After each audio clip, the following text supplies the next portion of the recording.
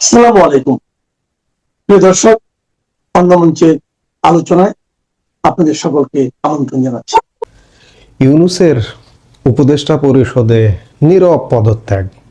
দর্শক, আপনারা দেখছেন যে মনে হয় সবকিছু স্বাভাবিকভাবে এগিয়ে যাচ্ছে এবং দেশ একটা নির্বাচনের দিকে এগিয়ে যাচ্ছে, একটা অবৈধ নির্বাচনের দিকে এগিয়ে যাচ্ছে। কারণ ইউনূস আপাদমস্তক একটি অবৈধ সরকার। সংবিধানের সুপ্রিম কোর্টের উপদেষ্টামূলক এখতিয়ার 106 অনুচ্ছেদের বলে একটি সরকার গঠিত হয়েছে এবং সেই সরকার এত কিছুর এখতিয়ারকে দিয়েছে। সেই সরকারকে সংবিধানে হাত দেওয়া, দেশের গুরুত্বপূর্ণ স্থাপনা বিদেশিদের হাতে লিজ দেওয়া ইত্যাদি নানা রকম কর্মযজ্ঞ করে গত 1.5 বছর, সোজা কথা গোড়ায় গলদ এজন্য যে সংবিধান লঙ্ঘন পদে পদে এই সরকারের একটা পিয়ন থেকে শুরু করে, এই সরকারের আমলে যে পিয়নটি নিয়োগ প্রাপ্ত হয়েছেন, আগে থেকে যারা আছেন তারা আলাদা কথা, কিন্তু এই সরকারের একটা পিয়ন থেকে শুরু করে প্রধান উপদেষ্টা ডক্টর মোহাম্মদ ইউনূস পর্যন্ত অবৈধ সংবিধান লঙ্ঘনকারী। এবং এই বাংলাদেশের মাটিতে এদের একদিন পিয়ন থেকে শুরু করে ইউনূস পর্যন্ত বিচার হবে। আমরা দেখতে পাচ্ছি যে সবকিছু এগিয়ে যাচ্ছে, কিন্তু খেয়াল করে দেখবেন, তীব্রভাবে একটু যদি নিবিড়ভাবে পর্যবেক্ষণ করেন, দেখবেন যে ইউনূসের উপদেষ্টা পরিষদ বা উপদেষ্টার মর্যাদা বা মন্ত্রী মর্যাদা, প্রতিমন্ত্রী পদমর্যাদার লোকজন যারা একটু অ্যাডভান্স, যারা একটু অগ্রগামী, যারা বোঝেন, রাতের বেলা শুয়ে যখন চিন্তা করেন যে ইউনূস সরকার, এই সরকারটার বৈধতাটা কতটুকু, কিংবা এই সরকারটা নিয়ে ভবিষ্যতে কি কোনো বিপদ হতে পারে কিনা, কিংবা এই সরকারকে সার্ভ করার দায়ে আমি কি কাঠগড়ায় দাঁড় করাতে পারি কিনা, খুব ব্যাপক না হলেও সীমিত কিছু মানুষ ইতিমধ্যেই বুঝে গেছেন। যার কারণে সুকৌশলে তারা আস্তে আস্তে কিন্তু সটকে পড়েছেন। আপনাদের মনে আছে নিশ্চয়ই যে 24 নভেম্বরে প্রতিমন্ত্রীর পদমর্যাদায় 3 জনকে বিশেষ সহকারী হিসেবে নিয়োগ দিয়েছিলেন প্রধান উপদেষ্টা ডক্টর মোহাম্মদ ইউনূস। এই 3 বিশেষ সহকারীকে স্বরাষ্ট্র, স্বাস্থ্য ও শিক্ষা মন্ত্রণালয়ের উপদেষ্টাদের সহযোগিতার দায়িত্ব দেওয়া হয়েছিল এবং তারা প্রতিমন্ত্রীর মর্যাদা সম্পন্ন। এজন্য তাদের ওসব মন্ত্রণালয়ে নির্বাহী ক্ষমতাও দেওয়া হয়েছিল। এর মধ্যে স্বরাষ্ট্র মন্ত্রণালয়ের বিশেষ সহকারীর দায়িত্ব পেয়েছিলেন পুলিশের সাবেক মহাপরিদর্শক আইজিপি খোদাবক্স চৌধুরী। স্বাস্থ্যের দায়িত্ব পেয়েছিলেন বঙ্গবন্ধু শেখ মুজিব মেডিকেল ইউনিভার্সিটির স্বল্প কয়েকদিন ইউনূস আসার পরে কয়েকদিন উপাচার্য হিসেবে দায়িত্ব পালন করেছিলেন অধ্যাপক সায়েদুর রহমান। এবং শিক্ষা মন্ত্রণালয়ের দায়িত্ব পেয়েছিলেন অধ্যাপক আমিনুল ইসলাম। অধ্যাপক আমিনুল ইসলাম পদত্যাগ করেছেন আরও আগে, যখন উপদেষ্টা ওয়াহিদুদ্দিন মাহমুদ শিক্ষা থেকে ছেড়ে দিয়ে পরিকল্পনায় গেলেন এবং সিআর আবরার এলেন শিক্ষায়। সেই সময় একটা আলোচনা উঠেছিল যে অধ্যাপক এম আমিনুল ইসলামকে শিক্ষায় দায়িত্ব দেওয়া হবে, পরে তাকে দায়িত্ব দেওয়া হলো না, যার কারণে তিনি হয়তো লজ্জায় যেভাবে হোক নিজেকে অবমাননাকর মনে করেছেন, বিধায় তিনি সেই সময় পদত্যাগ করেছেন।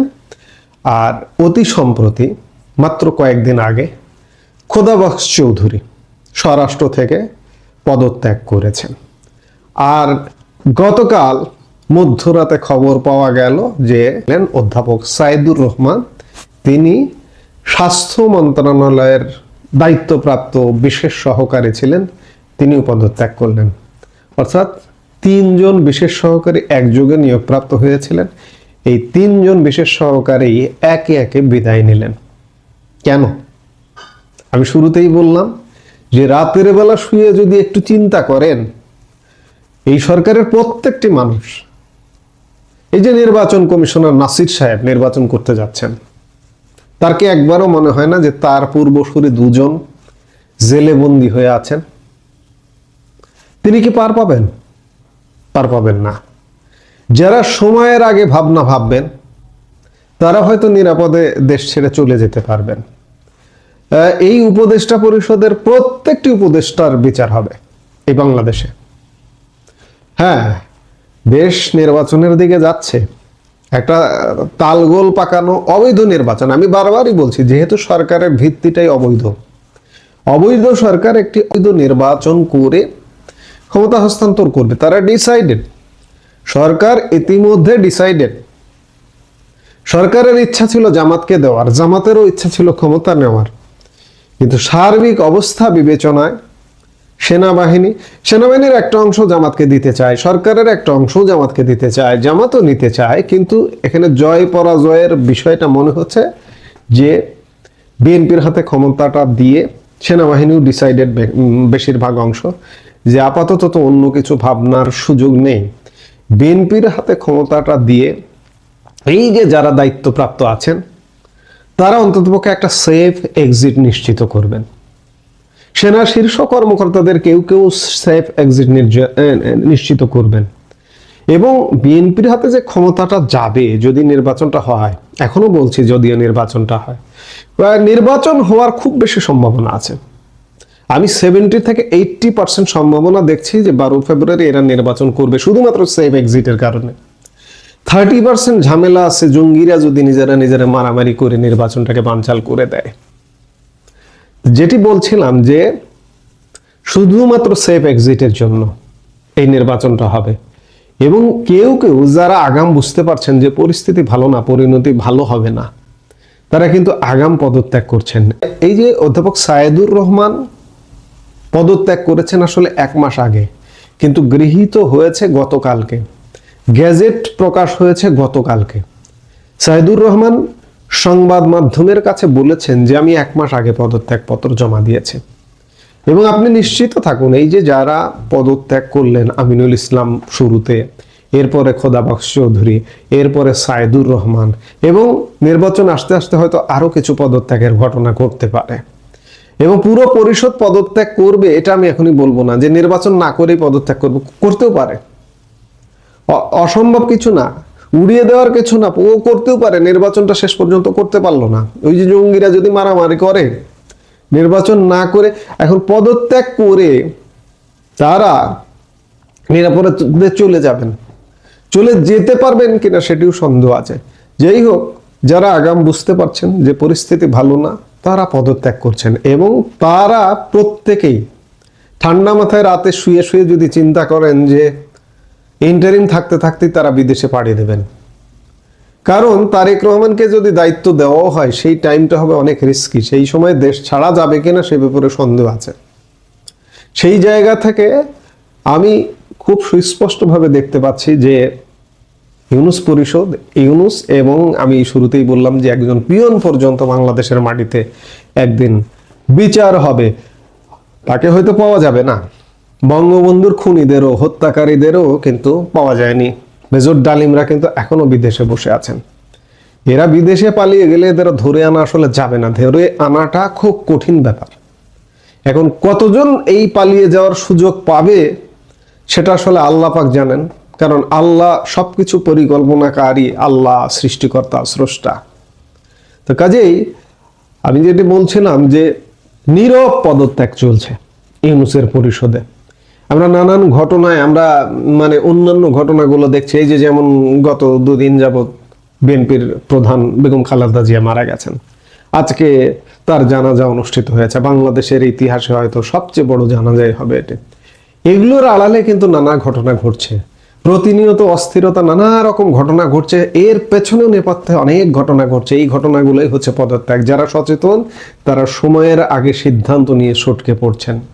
তাহলে বুঝুন যে ইউনূস সরকার কতটা দুর্বল সরকার এবং কতটা আতঙ্কিত সরকার, কতটা আতঙ্কে আছে। যারা এখন পর্যন্ত আছে তারা ভাবছে যে আমরা চলে যাব।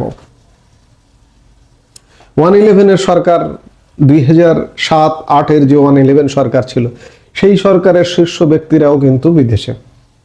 তারা এরকম অপরাধ করেননি, তারা চাইলে দেশে থাকতে পারেন আসলে, কিন্তু এখনকার পরিস্থিতি তাদের থাকতে দেবে কিনা বা সেটি একটা ব্যাপার। কিন্তু আজকের ইউনূস পরিষদ যে অপরাধটা করেছে, এই অপরাধের বাংলাদেশে বিচার হবে। আমরা যদি বেঁচে থাকি আমরা এই বিচার নিঃসন্দেহে দেখব। আজকে আমি আলাপ যেটিতে শুরু করেছিলাম যে ইউনূসের পরিষদে আসলে নীরব পদত্যাগ চলছে আতঙ্কে, এবং সামনে আরো হবে, আমরা সেটি দেখতে পাচ্ছি।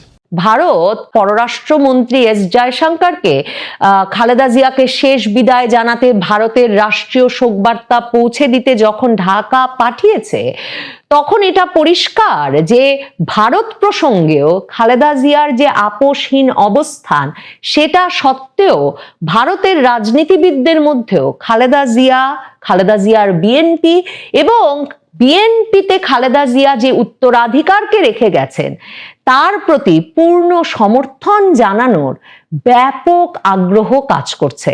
মানে সেক্ষেত্রেও খালেদা জিয়ার আপোষহীনতাই শেষ পর্যন্ত জয়ী হয়েছে।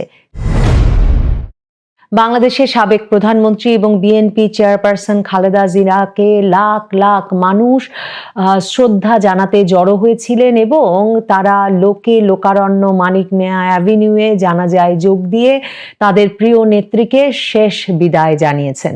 এমন একটা সময়ে খালেদা জিয়ার মৃত্যু হলো, মানে এগুলোকেও তো ধর্মে এবং সংস্কৃতিতে ভাগ্যের সাথে সম্পর্কিত বলা হয়, যে এমন এক সময়ে তার মৃত্যু হলো যাকে তার দীর্ঘ রাজনৈতিক আন্দোলনের একটা ফলাফল হিসেবে চিহ্নিত করা যেতে পারে। মানে তিনি দীর্ঘ সময় ধরে শেখ হাসিনার সরকারের বিরুদ্ধে আন্দোলনরত ছিলেন তার দলকে নিয়ে, এবং খালেদা জিয়াকে পুরো তার রাজনৈতিক জীবন জুড়েই যেই নামে সবচেয়ে বেশি অভিহিত করা হতো তার আপোষহীন নেত্রী হিসেবে, সেই আপোষহীন চরিত্রেরই হয়তো তিনি পুরস্কার পেলেন কিনা সেটা কিন্তু ভাববার একটা সুযোগ করে দিয়েছে তার এই লোকারণ্য জানাজার ঘটনা। মানে গত কবছরে বিএনপির রাজনীতি আর প্রাসঙ্গিক থাকছে কিনা, শেখ হাসিনার শাসনামলে বিএনপির রাজনীতি, বিএনপি দল হিসেবে একেবারে দুর্বল অপ্রাসঙ্গিক হয়ে পড়ছে কিনা, এসব যখনই আলাপ হয়েছে তখন রাজনৈতিক বিশ্লেষকদের অনেকেই এমন ভাবে বিশ্লেষণ করেছেন যে মূলত এই যে খালেদা জিয়ার আপোষহীন চরিত্র, এই যে সংসদ নির্বাচনগুলোতে যোগ না দেওয়ার মাধ্যমে আসলে বিএনপি অপ্রাসঙ্গিক হয়ে পড়লো কিনা, কারণ শেখ হাসিনা এমনকি 2024-এর নির্বাচনটাও করে ফেলেছিলেন। কিন্তু এখন পিছনে ফিরে তাকালে মনে হচ্ছে যে 2024-এর আগস্টে শেখ হাসিনা সরকারের পতনের পর আসলে সকল শেখ হাসিনা বিরোধী আন্দোলনের, 15 বছরের আওয়ামী লীগ সরকার বিরোধী আন্দোলনের প্রধান মুখ এবং বিজয়ী মুখ হিসেবে প্রতিষ্ঠিত হয়েছিলেন খালেদা জিয়া, এবং সে কারণে তাকে সেই স্বীকৃতি দিয়েই তার দলের নেতা কর্মী সমর্থকেরা এতটা গৌরবের সঙ্গে এবং এতটা শ্রদ্ধার সঙ্গে তাকে শেষ বিদায় জানালেন।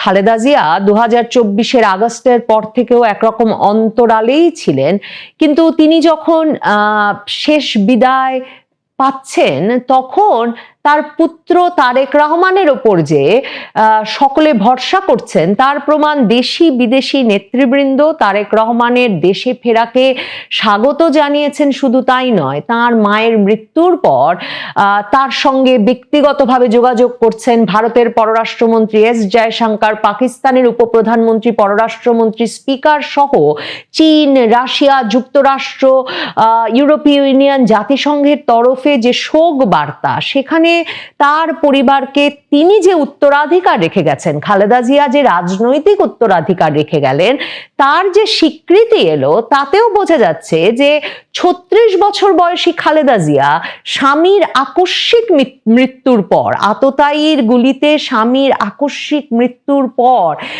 যে একটা প্রকাশ্য জীবন, পাবলিক লাইফ বেছে নিতে বাধ্য হয়েছিলেন একরকম স্বামী এবং পরিবারের লিগ্যাসি, মানে তার রাজনৈতিক উত্তরাধিকার বহন করে যেতে তিনি রাজনৈতিক দলের নেতৃত্ব নিয়েছিলেন। এবং আমি বিভিন্ন তার জীবনীতে পড়ছিলাম যে লেখা হচ্ছে এমন যে খালেদা জিয়া তো এর আগে বিশেষ কোনো পাবলিক অনুষ্ঠানেও কিন্তু প্রেসিডেন্ট জিয়ার সঙ্গে যেতেন না। 36 বছর বয়সে 2 সন্তান সহ তিনি দলের দায়িত্ব নিলেন এবং তারপর খুব দ্রুত বক্তৃতা করা শিখলেন, মানুষের সঙ্গে মেশা শিখে উঠলেন এবং তার যে গভীর নেতৃত্বের গুণাবলী এবং তার যে নেতৃত্ব দেওয়ার স্বাভাবিক যে প্রবণতা, সেটা তাকে দলে একেবারে মানে বিএনপির ঘাঘু অর্থমন্ত্রী সাইফুর রহমান থেকে শুরু করে বিএনপিতে যে বিভিন্ন সিনিয়র ব্যক্তিবর্গ ছিলেন, তারা লিখছেন যে তারা মনে করেছেন, দেখেছেন যে খালেদা জিয়া কি দ্রুত শিখে নিয়েছেন এবং কি দ্রুত তিনি সিদ্ধান্ত নিতে এবং সেই সিদ্ধান্তে অটল থাকার ক্ষেত্রে একটা ভূমিকা রাখতেন। এবং ওই যে আপোষহীনতার কথা বলছিলাম, আপোষহীনতা তাকে এক রকমের ডিফাইন করতে শুরু করলো। এবং ওই উপাধিটা তো প্রথম তিনি পেলেন এরশাদ বিরোধী আন্দোলনের সময়।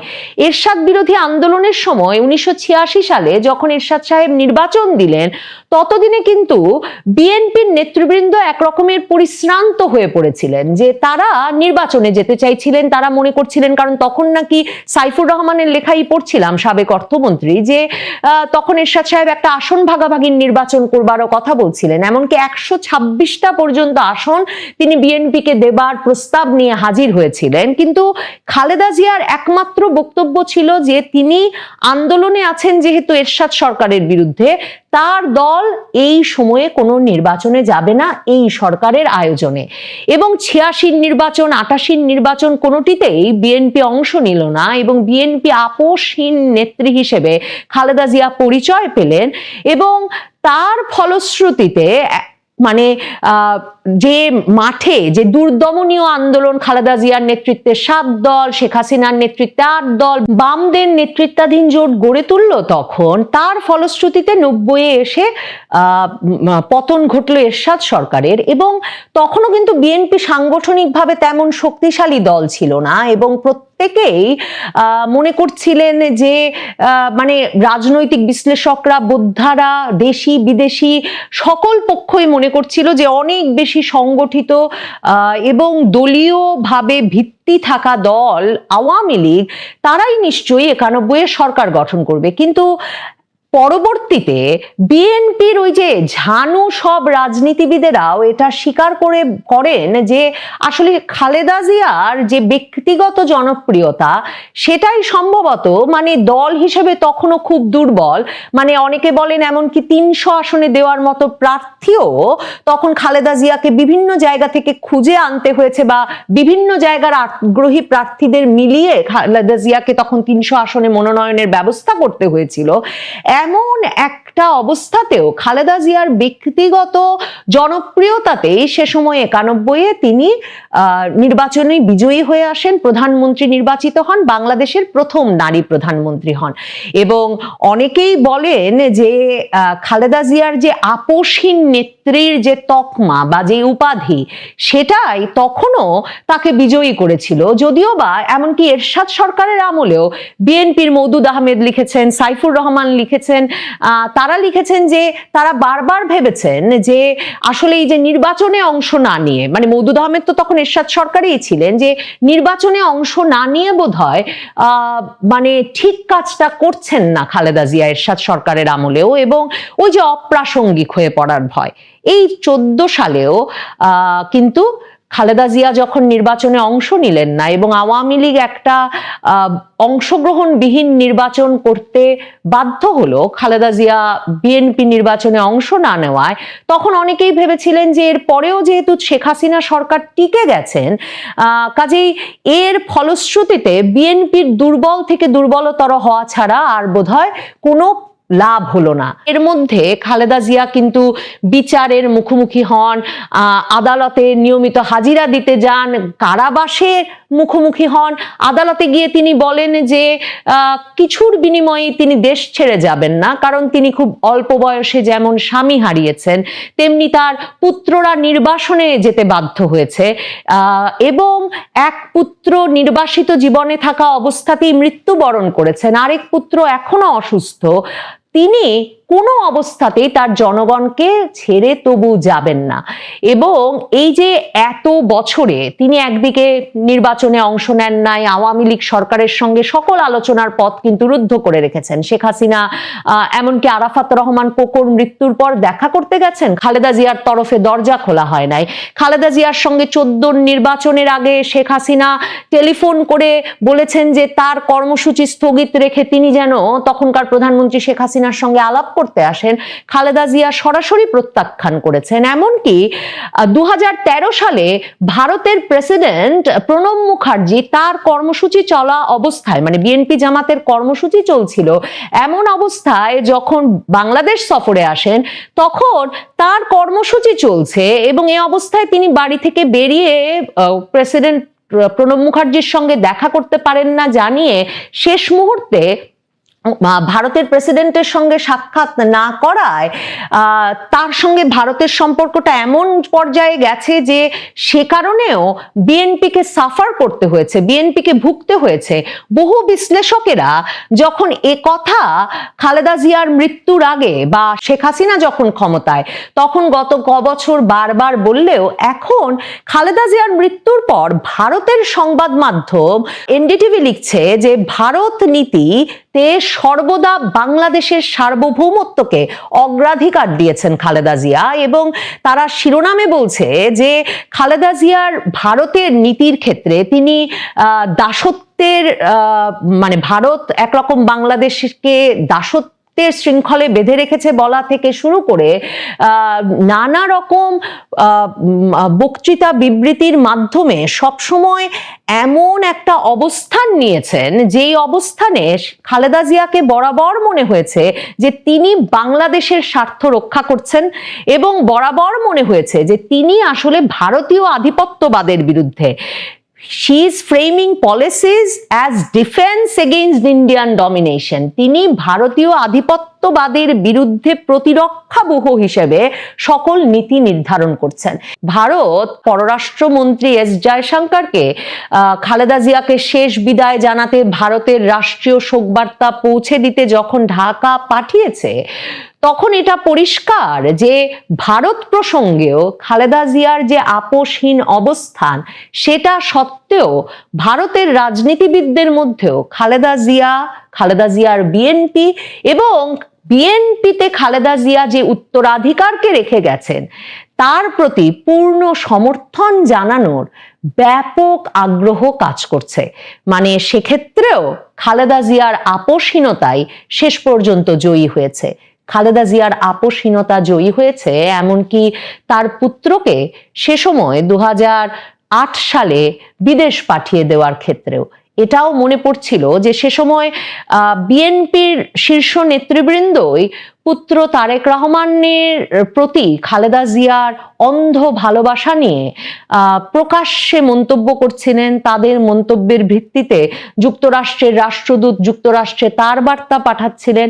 মওদুদ আহমেদ তার বইয়ে লিখেছেন যে খালেদা জিয়া তখন রাজনৈতিক সকল আলাপ আলোচনায় তার পুত্রদেরকে রক্ষায় সবচেয়ে বেশি মনোযোগী হয়ে উঠেছিলেন, যার প্রেক্ষিতে শেষ পর্যন্ত নির্বাচনটা গুছিয়েও করতে পারেননি কিংবা ফখরুদ্দিন মঈনুদ্দিন সরকারের সঙ্গে নির্বাচনে বিজয়ের বিষয়ে দর কষাকষি না করে তিনি তখন ব্যস্ত ছিলেন পুত্রদের বিদেশে পাঠানোর বিষয়ে দর কষাকষিতে।